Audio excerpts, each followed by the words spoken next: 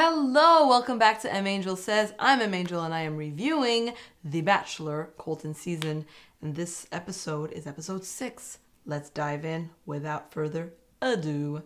We left off in the last episode. There was a Onyeka Nicole tiff over a rumor that Onyeka heard that was a misinterpretation of facts, and it just snowballed into a mess between the two ladies. Colton is walking the beaches, trying to find common sense and trying to figure out what to do. The other girls are secretly loving this. They are giggling and smiling and containing their laughter. Nicole keeps playing a victim. Onyeka keeps getting fed up. This is just entertainment. I love how Chris Harrison just appears like Geppetto, like out of nowhere. Hey man, what's up? What's going on? He's like a Kermit the Frog, this little one, just pops out of nowhere. Since this was such a dramatic rose ceremony, I actually watched it for once instead of skipping it. I just wanted to hear all people's commentary and all this and that. And look at Colton with the seriousness of a man who's about to take some kind of math exam or something. Both girls get cut. Look at that pout. That pout is basically just sums up Nicole. If there was a dwarf, you know, sneezy, dopey, whatever, are they elves or dwarves? Snow White. Yes, 7 dwarves. She would be the 8th pouty. And Onyeka, even though she gets eliminated, keeps that smile, smug, placid on her face and talks about, at least I'm not the only one who got cut, as long as I got cut with Nicole. Crazy. You're so pathetic. Even after this is what you think about is the beef instead of thinking about the guy. Cause we all know she knew that there was no connection between them. She was there for vacation. We continue on our Asian tour. We are skipping over to Vietnam from Thailand. Bye Thai. Hi Vi. Gorgeous location. And finally, ow! Hannah G. Wednesday Addams, my girl. My girl gets a date, a one-on-one. Look at this. From the get-go, what does he do? He sees her, he kisses my girl, because he knows that she's the one. Look at this kiss. Another kiss. All they do is kissy, kissy, kiss. In a bathrobe, in the bathroom, on a bed, wrapped in sushi. Okay. Even the boy said himself that he is smitten over his little sushi roll. They are so cute together. My gosh. And the chemistry is there. So it's not just an emotional bond that they have. It's a physical bond. I mean, look at this. Woo! If that doesn't make you hot, you're dead inside. I don't know. Like, my God. They cannot stay away from each other. I love that. It reminds me of some of the greatest moments of my life. It's such a great feeling when you are as physically compatible with someone as you are emotionally. It's like the stars align and the universe loves you. Now you see, this spa date was clever, so he could check her out in her bikini, her teeny weeny. I don't know if I would do a spa date with someone. Doesn't seem like something I would do with a guy. It feels like a thing I would do with a girlfriend or my mom. We've done spa dates. Yeah, I don't know that I would do that romantically. Because if anyone's massaging my man, it's me. I'm not gonna just lie there where someone else is touching up on him. And no sir, not I. Oh, these two. He said he would eat her. He, like when she was wrapped in sushi, banana leaves, he was like, I would eat that sushi roll. Wow, Colton. Wow. Did they do anything else besides kiss? I love the montages of kiss after kiss after kiss. The editors were just like, all this content we have to edit. Let's take the best of the best. All the kissing scenes. They kissed in mud, they kissed in leaves, they kissed in water, they kissed in underwear, they kissed in all the states of being you could think of. Mac daddying on each other. We go back to the house and Kaylin makes a very interesting comment about, I'm guessing she's talking about Hannah G, relying on her beauty for most of her life. Wait, first of all, how do you know her life that well? Second of all, girl, isn't this the pot calling the kettle black? What about you? Are you not a Miss Pageant woman? You think your beauty didn't get you through doors? The girls are scared. They are all so threatened by this relationship because they know. Oh, they know. And I love you got Cassie and Kaylin, which I think are also going to be top 3. Woo! Best believe I'd be worried. I think I would just pack my bags and leave because I'd be like, I already see this. Those two, they're meant to be. I'm out. Thank you very much. Or I lay low as much as possible and I tell Colton, listen, I really want this vacation. I've always wanted to go to Thailand and the, you know, Philippines and all this. So can you just like keep me? I swear. I'll pay you if I have to. Just keep me on the show so I can enjoy myself, please. Hannah opens up about her past a bit. She talks about being a child of divorce. She tells a story about a lawn and her mother driving on a lawn and how that hurt her father. I thought that was very cinematic. That scene was very cinematic and it was very interesting. You know, that was the moment when it hit her that her parents were divorcing. I say cinematic because that's usually the kind of thing you would hear in a movie where some benign detail or event is what sticks with a person. And I always wonder, like, in real life, is that really how humans function? Like, oh, I woke up one day and the grass was as tall as my window. That's when I realized my daddy ain't here to cut it no more. But yes, clearly it's these little moments in life that can mark us the most or leave a mark on us the most. Oh, pardon my English. So they're both children of divorce, which is interesting. They can bond over a mutual shared experience. She gets the rose, of course. And here we go again. Kissing continues. And on. They go dance. Oh, now they're dancing and kissing. See, they can kiss in many settings. Very impressive. They're really good at this. You know, as I was analyzing them though, they kind of do look alike. They got the same like cheeks and eye color, but Cassie feels more like his jumelle. Colton says that he is falling in love with her. Well, duh, we clearly see that. However, my question is, could it be just lust? You know how sometimes the chemistry between you and someone is so good that you kind of ignore the red flags that come up in conversation or in interaction, that you can tell you guys don't really gel or click in certain ways, but the physical attraction is so thick and so strong that you're just like, this has to work because I want this person on a primitive level. You know what I mean? So I just wonder. I wonder if he's being totally honest with himself and aware of this. Kirpa still looking worried as usual. She gets the one-on-one. Okay, well, that's kind of a waste of a card, but sure, why not? Let's just see Kirpa on a date. The girls are cracking. First Sydney sheds tears, then Demi sheds tears. Like, oof. I understand. You want a one-on-one. You're like, why am I not getting this? It becomes a lot. So the group date comes and Colton stays Colton. He wants a kung fury of a woman. I honestly don't know what he is preparing for his future. But he wants a girl equipped to handle it. He wants to be protected. He don't want to be protecting you. He wants you to protect him. So he wants to see how you fare. Girls. Or he's looking for the most weak and vulnerable one, putting them through these tests, and he's like, ah, she's even weaker than me. She's the one. So I know I can defend her. She's too strong, emasculating. I'm gonna stay away from her. That could also be it. Hannah B, of course, she is also amazing at this. She does kickboxing in her element. This girl's a warrior. But I'm really sick of her and her face, la. I can't take it anymore. Hannah B, like, stop. She looks insane. I don't think that they were translating this host correctly. They were just making fun. But that new host though, he's handsome. Just saying. Heather and Sydney had the most hilarious fight. They're just like, oh, I'm tackling you. Fight. It was so childish, so girly. It was so cute. I'm sorry, but Katie was being extremely aggressive with Demi, like going in hard, like taking this way too seriously. And Demi was not fighting back, and a lot of people were surprised, but I wasn't, because I still don't know if she's a Sagittarius or not. I need to look into it. But if she seems like she's a lot like me. A lot of bark, I don't know, no bite. I've never hit someone. I have this primal urge to, like, I feel like I should take classes, but I bruise so easily and I'm so weak and fragile that I know that if I get hit, I'll probably like shrivel up and just fall and curl up into a ball and start crying. It's an internal strength that comes from self-confidence that she has, not so much an external strength that comes from like muscle.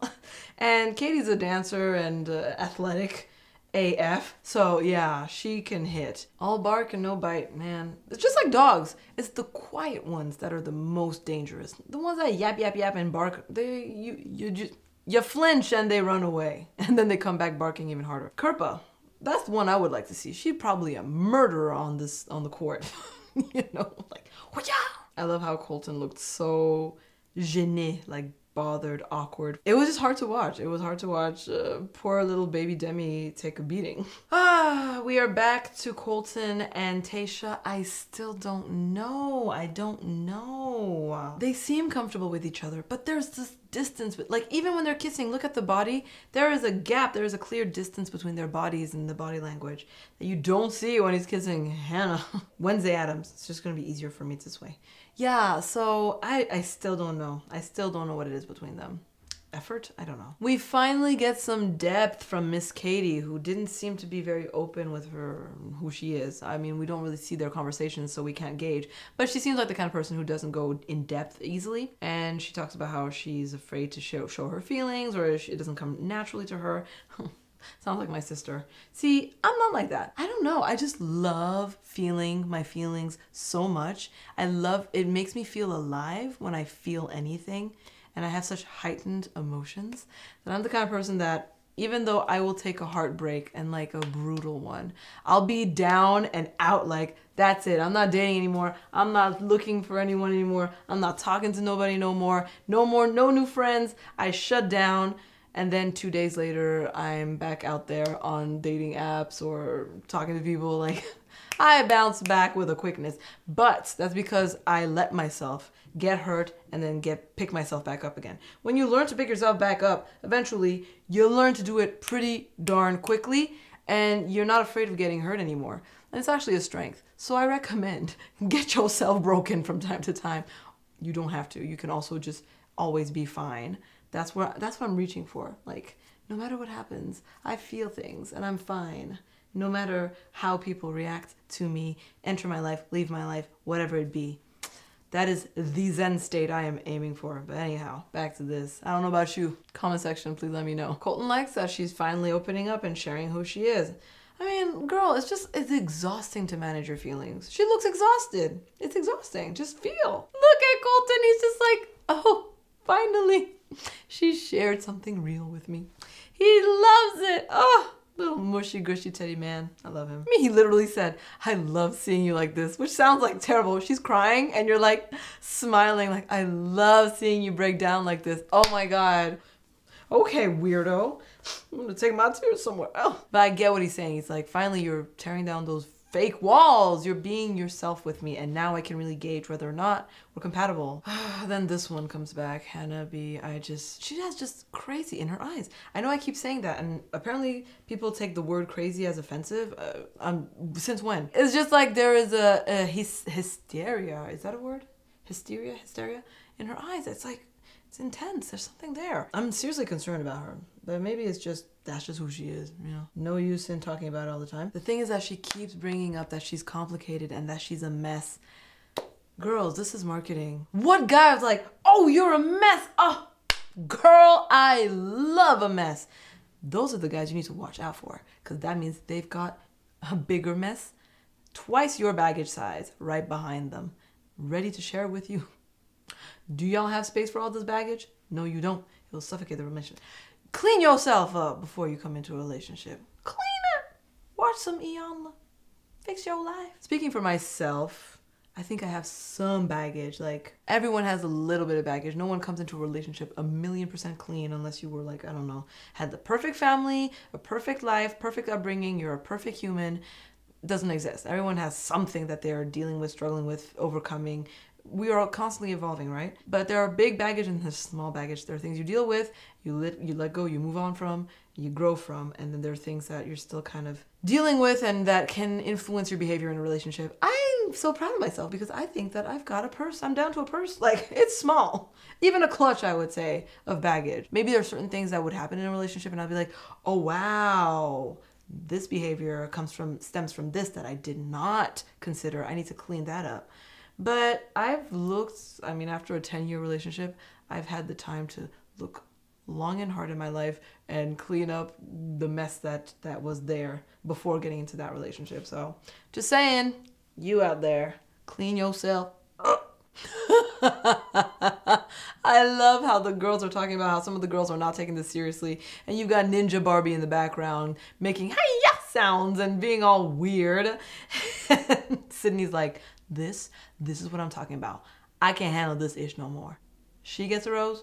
Really?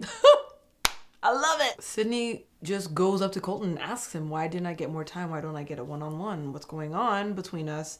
And Colton gave a good answer, I think, but he still, I mean, it was kind of clear, I would say, in his answer that he's not that drawn to her the way he is to other people. That's what I would have gathered from his answer. Like, what can he really say in this situation? I can't give time to everyone. I'm going, you know, at the pace of the show. I mean, it's just clear that the spark isn't there, or he would be itching to get to you, girl. And she senses that. Demi pulls another Demi, very strong, very intense. She calls her mom, her prison mama with Colton. Okay, I don't know, that was kind of a weird thing to do. It's a pretty intimate and advanced thing to do in a relationship, especially with the level of complexity that is involved in her and her mom's relationship, to bring Colton into that already so immediately. I didn't feel like it was there. You guys are there yet, but it's very Demi, just skipping all the steps, just like me. You want to be married on the first date. I get it. Oh, Black Widow makes a speech about how the girls aren't ready for marriage, blah, blah, blah. Oh, God, all these women who are so serious about marriage. That's why I don't want to get married. When people talk about marriage like it's a death sentence, like it's a prison, you're just trapped. Oh, God, they make it sound so awful. I think they go about it the wrong way. You don't have to be like ready for marriage. I don't think that's really what you're ready for. You get married because you're ready to build something with somebody, you know? It's more about the person you meet, how you feel, and you go with it and you're like, you know what? I want to keep building something with you. So let's just make this official so that we've, I don't know, written a contract stipulating the rules of our engagement, of our coming together, and promising to try and as best as we can until it just doesn't work out anymore. And then, boop, we just part ways, like, whatever. Maybe some people don't take it that seriously and they go into marriage and get out of it. Yeah, maybe they should have never gotten married in the first place. Sure. But at the same time, maybe we shouldn't take marriage so seriously, like it's an institution for life. I guess that just depends on what your preference is and how you were brought up and what your belief system is, right? So Sydney decides to leave. Pff, millennials, they can't stick to anything. Says the millennial. Am I a millennial? Does 30 count? I don't know. She did what she had to do. You know, it made sense. It wasn't sparks flying. She wasn't going to make it till the end. She could sense it. It was time to go. I mean, you could have enjoyed the vacation, but I guess if you're bored, you don't have the internet, you're with girls you don't like, might as well just go home. I love how she's like, don't be distracted by shiny things. A word of caution. Like, okay. All right, fate. From Hercules. But her departure was mature. It was nice. It was classy. Tayshia gets the rose. I was kind of like, why? She didn't even seem excited. She was just like, oh, thank you very much. Like he was handing her a napkin. Ah, Kirpa. Concerned Kirpa. Finally, the date with Kirpa. I did not know what to expect. I expected a lot of frown face and concern. And for it to feel like a business meeting, you know? And he did. She said, I'm so excited to be on this beach. Are you? Because you're not convincing me, girl. It comes off as though she's not into him. And if she is, it means that she's the kind of girl who keeps her feelings locked deep inside. She is like an onion. You have to take your time to peel back the layers over time, over many dates, and over again until finally she opens up and shows you who she is in her most pure, natural, free state. But that's not what Colton needs. Colton needs somebody on the surface, someone he can like connect to now. And especially in this process, you can't date a girl like that in this kind of environment. You just can't. But I love how all these girls leaving. Now you see Colton campaigning for the girls to love him. Now he's putting some effort into it. As Michael Scott would say, how the turntables have. Even Colton described their date as a slow and steady burn. Ooh, my God.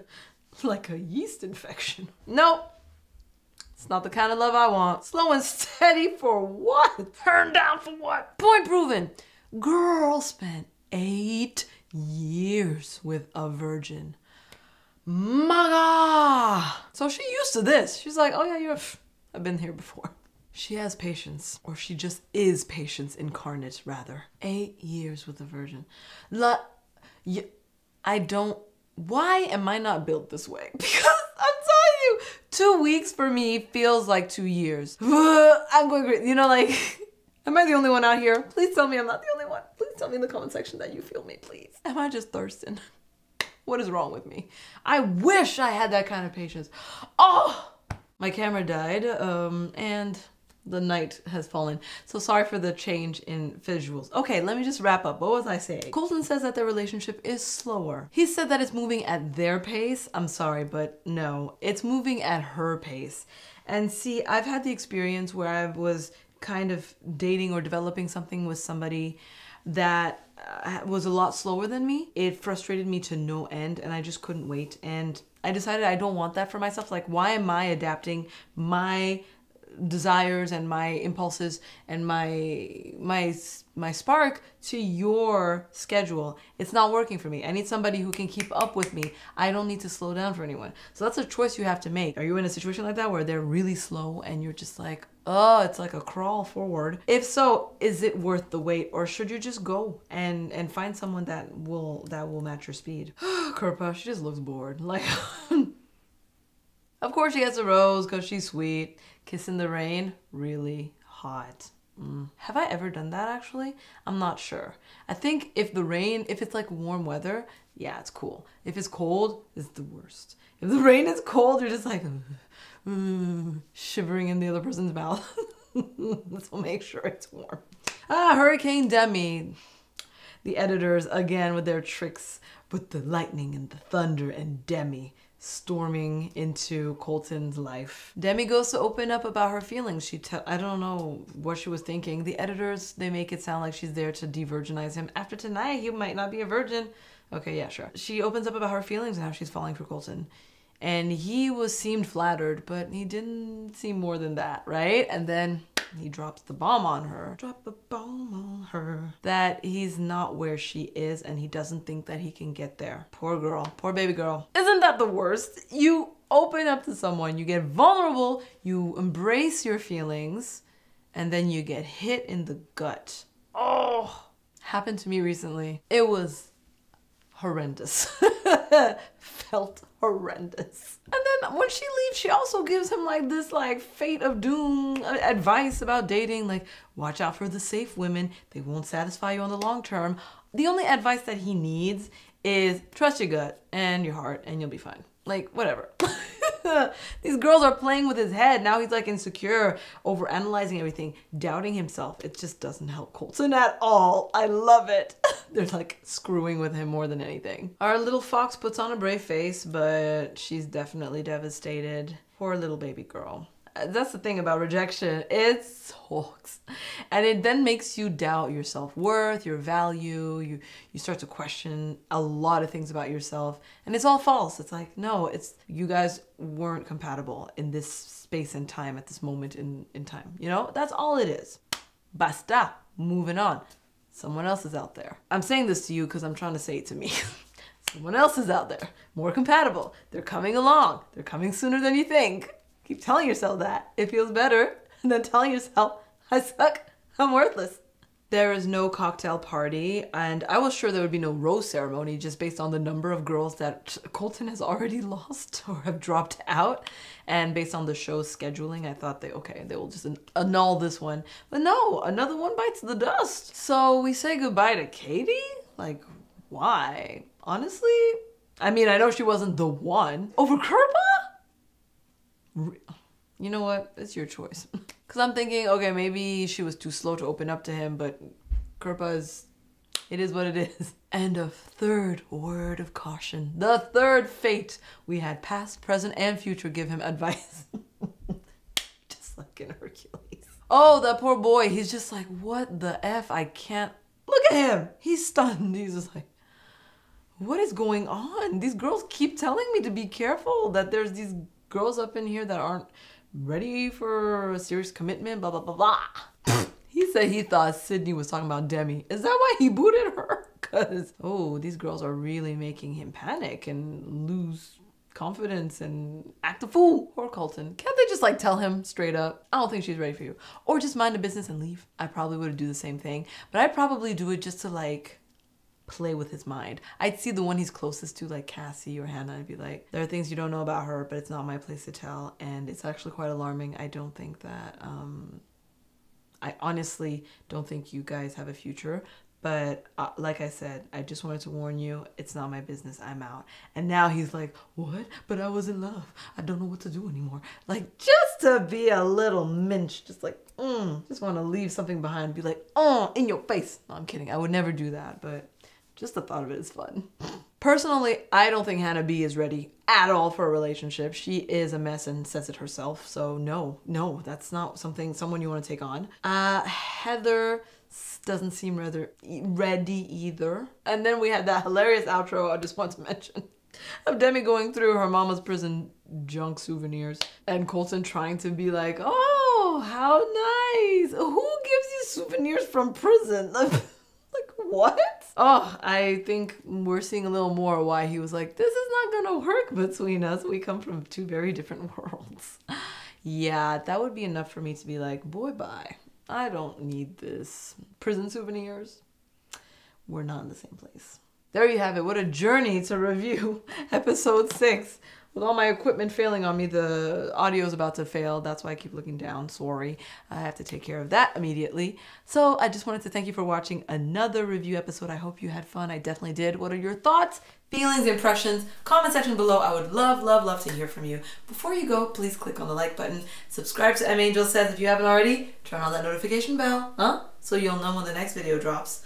And of course, follow me on Instagram at mangelsays, one word, so you can continue having fun with your girl. Also on Facebook and Twitter, mangelsays, of course. Thank you so much for watching, and share this video, share with other Bachelor Nation fans so we can all enjoy the conversations together. Take care, and I will see you in the next episode's review. Mwah! Stay blessed. Bye.